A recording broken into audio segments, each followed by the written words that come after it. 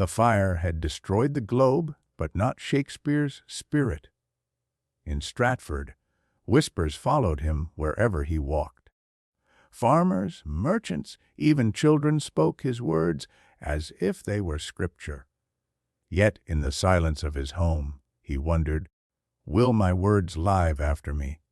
Or will they burn away like the theater I built? One night an old friend visited him. The man had seen the fire, seen the panic, and seen how Shakespeare's calm voice had saved lives. He said, "Play ends. Stages fall. But courage never dies. You gave the world more than words, William. You gave them hope." For the first time in years, Shakespeare smiled, not as a playwright, but as a man who understood that his true stage was not wood and stone, it was the human heart. And though he grew weaker with each passing season, the whispers of immortality had already begun. Months after Shakespeare's health began to decline, a strange rumor spread in Stratford. A locked wooden chest, hidden beneath the floorboards of his study, had been discovered by a servant. Inside, there was no gold, no jewels, only pages, dozens of them, plays the world had never seen, stories so bold, so dangerous, that he had never dared to perform them while alive. One page carried a single line, written in his own trembling hand. "The greatest stage is not in London, it is in the soul of man."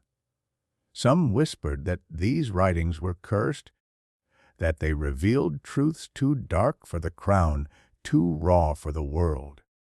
Others believed they were Shakespeare's final gift, his attempt to speak to generations he would never meet. The chest was sealed again, locked away. And though scholars searched for centuries, the complete manuscript was never found. But the legend remained that somewhere, hidden in England, lies the play that Shakespeare wrote for the future, not his time.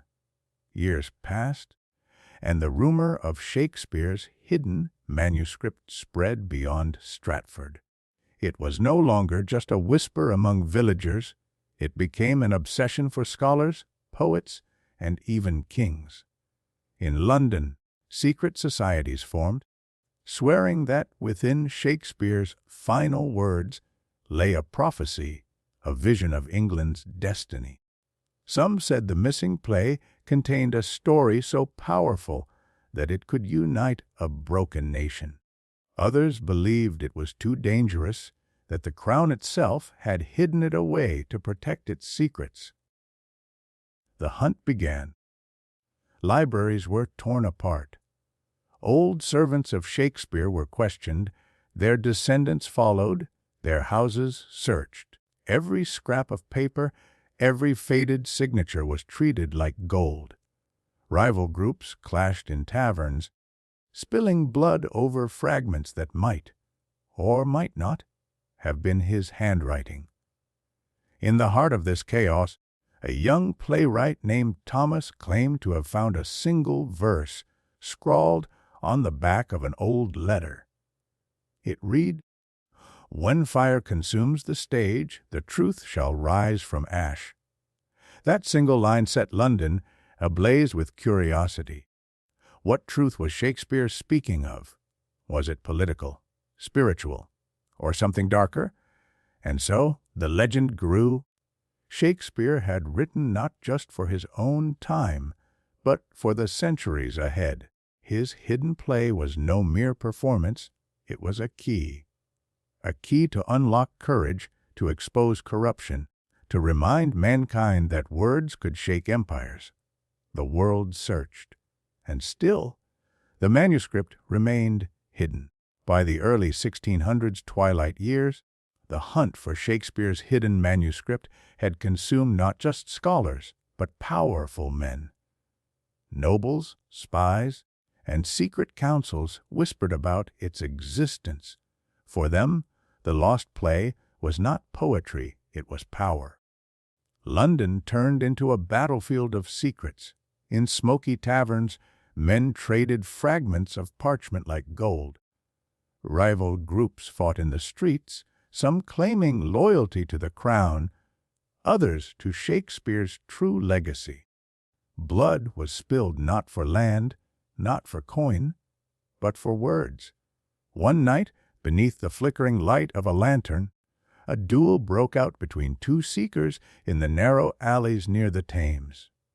Blades clashed, steel rang, and the last words of one dying man were, "The play must never be seen." That single cry spread like wildfire. If the manuscript existed, why must it be hidden? What terror, what truth could Shakespeare have written that men would kill to keep it buried? Meanwhile, in Stratford, villagers whispered of strangers digging near Shakespeare's home at night. Shadows moved in silence, searching the earth, as though the ground itself held the final curtain of the playwright. But the manuscript remained lost. Every lead collapsed into dust. Every promise turned to ash. Yet, the more impossible the search became, the greater the legend grew. For the people, Shakespeare had ceased to be a man. He was now a prophecy. His lost play was no longer just a story, it was destiny. For decades, the lost manuscript was only a myth. But one stormy night, in an old monastery outside London, a chest was discovered buried beneath crumbling stone. Inside was no complete play, only a fragment. A single burnt page, edges blackened by fire, the ink faded but still legible. It read, "When kingdoms burn and crowns fall silent, it will not be the sword that saves us, but the courage to speak." The words spread like wildfire. Some declared it was a prophecy, warning of the fall of empires. Others said it was Shakespeare's final gift to the oppressed, a message that true power belonged not to kings, but to those who dared to raise their voices. The crown, terrified of rebellion, ordered the fragment seized. Soldiers stormed the monastery, snatched the page, and sealed it within the royal vault. But it was too late. The words had already escaped, carried on the tongues of the people. In taverns, in villages, in markets, they were whispered, "It will not be the sword, but the courage to speak." And in that moment, Shakespeare's voice, though centuries gone, felt alive again, dangerous, untamed, unstoppable. The crown thought locking away the fragment would silence it. But words are like fire. Once lit, they spread faster than chains can bind.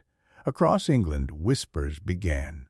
In taverns, men repeated the line in hushed tones, "Not the sword, but the courage to speak."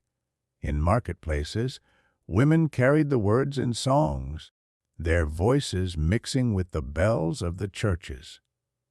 Even children carved them on wooden doors, as if the phrase had become a secret shield against the cruelty of the world.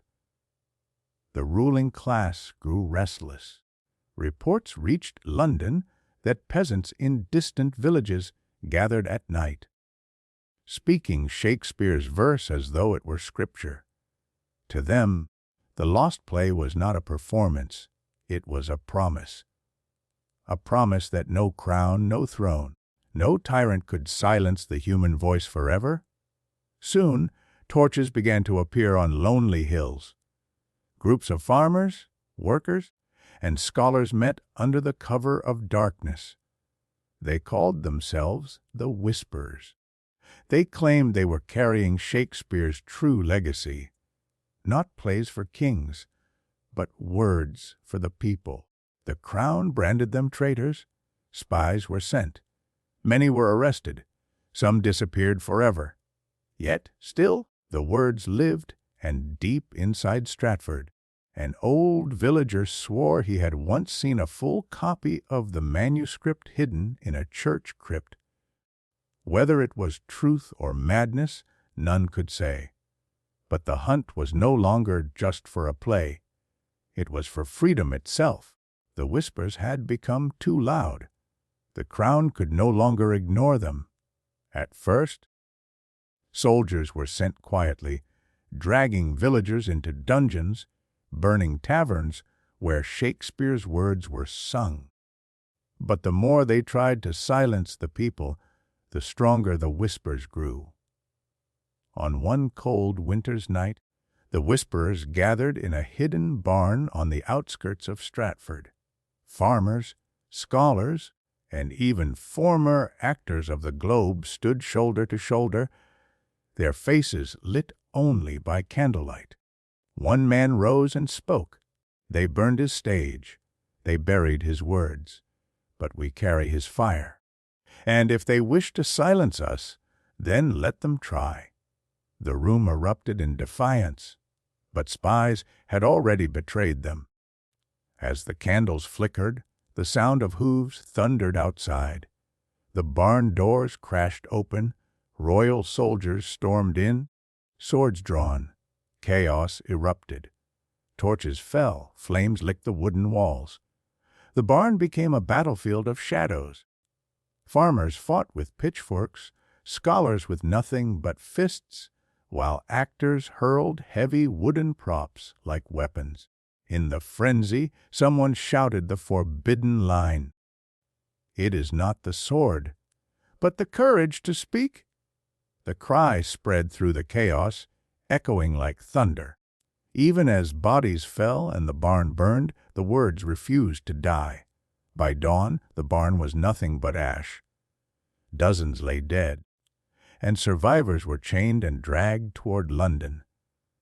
The Crown called it a victory, but in villages across England, the story spread like wildfire. They killed the whisperers, but their voices live on. For every life taken, 100 more mouths repeated Shakespeare's words. The Crown had won a battle, but unknowingly lit the fire of a war. Winter's breath hung heavy over Stratford. Snow glazed the fields, yet in the silence of night, a hidden flame burned. The whispers had gathered, farmers, widows, actors long forgotten, even a few noblemen tired of chains. They crowded into a creaking barn, the air thick with candle smoke and desperation. Upon the table lay a single parchment fragment, the words of Shakespeare, torn, half burnt, yet alive. A young scholar, trembling but fierce, read aloud, "When kingdoms burn and crowns fall silent, it will not be the sword that saves us, but the courage to speak." The crowd murmured, some with tears, others with clenched fists. "Enough of whispers," said a grizzled farmer, his hands rough with work. "Tonight we speak aloud. Let London hear us." The actors, once voices of kings on stage, raised their fists. "If they silence us, then we'll make the silence roar." But fate had betrayed them. Outside, shadows moved. Royal spies had already whispered of this meeting. Suddenly, a thunder of hooves, the crack of iron against wood. The barn doors splintered open as royal soldiers poured in, their armor gleaming in the candlelight. "By order of the Crown, disperse or die!" Chaos erupted. Farmers seized pitchforks, women hurled stones, actors swung broken planks like swords. A scholar was struck down, his blood soaking the parchment. But before falling, his voice rang out, louder than steel. "It is not the sword, but the courage to speak." The words tore through the night like a battle cry. The barn shook with defiance. Even as soldiers cut them down, the whisperers shouted the line again and again, turning Shakespeare's words into a weapon. Flames caught the dry wood. The roof groaned, collapsing in sparks and ash. Some fled into the fields, hunted like animals. Others stayed, choosing fire over chains. By dawn, the barn was nothing but blackened ruin. Dozens were dead. The survivors dragged in chains to London. The crown declared victory, but in truth they had lost, because in every tavern, in every village, in the hearts of even children, the story spread. They burned the whispers, but their voices still speak. And for the first time, the crown realized a truth more terrifying than rebellion itself. You can kill a man, but you cannot kill his words. The ashes of the barn had hardly cooled when chains rattled through the streets of London. Survivors of the whispers were dragged into the Tower, broken, bloodied, yet unbroken in spirit. But while the crown celebrated its so-called victory, deep within the corridors of Whitehall Palace, something darker stirred. In a chamber sealed with velvet curtains, King James sat with his closest advisers. Upon the table lay a chest, iron, bound and heavy with age. Its lock bore the royal crest, but the king's hand trembled as he reached for it. The advisers exchanged nervous glances. One whispered, "Your Majesty, if the people ever learn the truth, no sword will keep the throne safe." James's eyes flickered with fury and fear. "Then let the truth remain buried. Shakespeare's words must never breathe again." The chest creaked open. Inside lay not gold nor jewels, but parchment. Dozens of pages, ink faded yet still sharp. But these were not plays for laughter or sorrow. They were warnings, prophecies, lines written by Shakespeare in his final years, hidden from the stage. One adviser read aloud in a trembling voice, "When the fire consumes the stage, a shadow shall fall upon the crown. A name forgotten shall rise, and the throne shall shake." The words sent a shiver through the room. "This," the king spat, "is why he had to be silenced. His plays were never mere stories. They were weapons, messages, codes." The chest was slammed shut, locked again in iron secrecy. Orders were given that night. Every fragment, every whisper, every tongue that dared carry Shakespeare's hidden words must be crushed. Yet outside the palace walls, in dim candlelight, prisoners inside the tower scratched lines into stone. Words they remembered by heart, words that no flame could erase. And in the silence of their cells, a vow was born.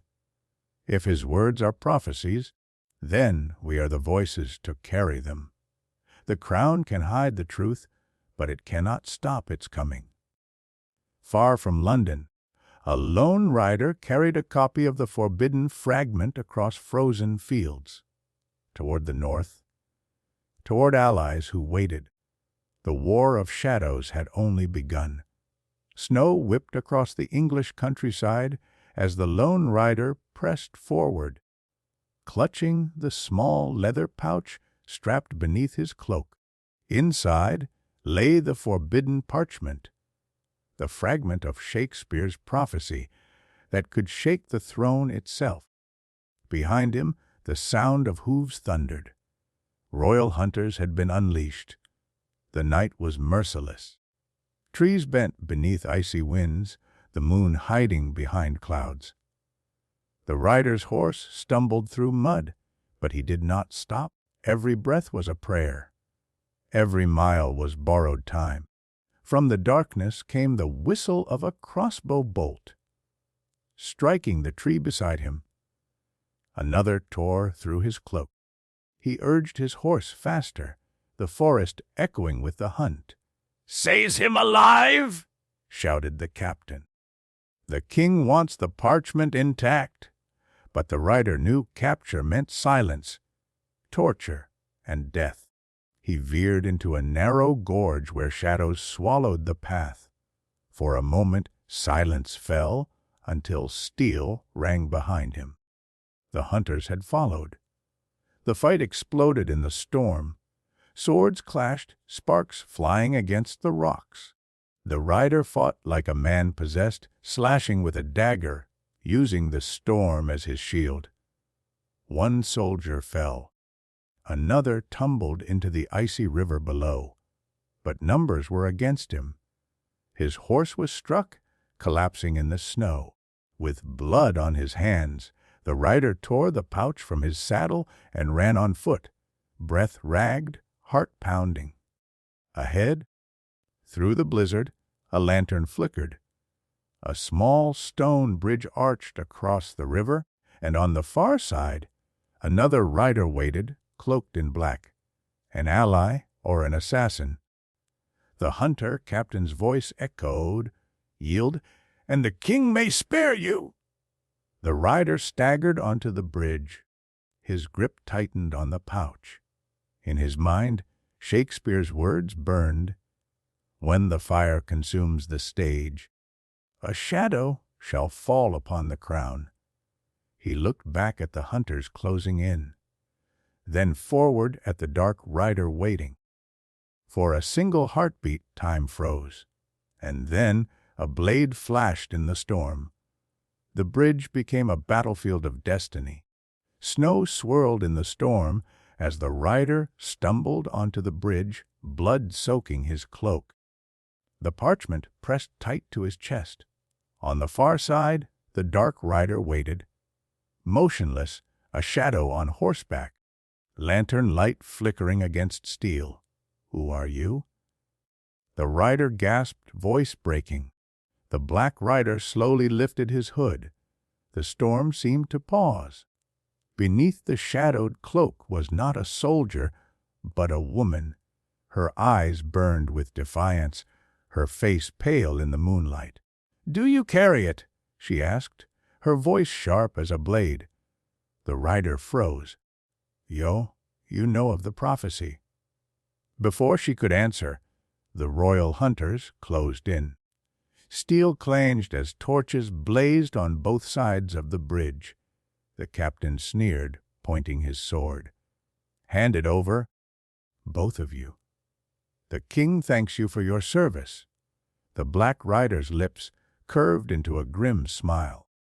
"The king thanks me every day," and in that instant the rider understood. She was no ally. She was the crown's blade, a double shadow. The hunters surged forward, and the bridge became chaotic. Steel clashed. Snow turned crimson. The rider fought with the desperation of a dying man, parrying blow after blow. But it was the black rider who moved like a phantom, cutting through soldiers with merciless grace. When the last hunter fell screaming into the river below, silence returned. Only the storm remained. The rider staggered, clutching his dagger. "If you serve the crown, then why kill your own men?" The black rider stepped closer, her blade dripping with blood. She whispered, "Because the king fears what you carry. But fear is power, and power belongs not to kings, but to those who dare to seize it." She reached for the pouch. The rider's grip tightened. His breath trembled. "Then you'll have to kill me." The black rider's eyes glimmered in the storm light. Half mercy, half death. She leaned closer, whispering words that froze his soul. "This parchment will burn kingdoms, and when the ashes settle the world will remember only my name." The storm howled, the bridge shook, and destiny hung by a thread. The storm had passed, but the bridge still dripped with blood. The rider knelt, battered and broken, the pouch pressed to his chest. Across from him stood the black rider, silent, her blade gleaming in the pale dawn. For a long moment neither moved. Then slowly she lowered her sword. "You don't even know what you carry," she whispered. "It is not just words. It is destiny." The writer's trembling hands pulled the parchment free. Torn and stained with blood, its ink still burned with Shakespeare's final hand. "The crown shall fall not by steel nor fire, but by the voice of the forgotten." The writer's breath caught.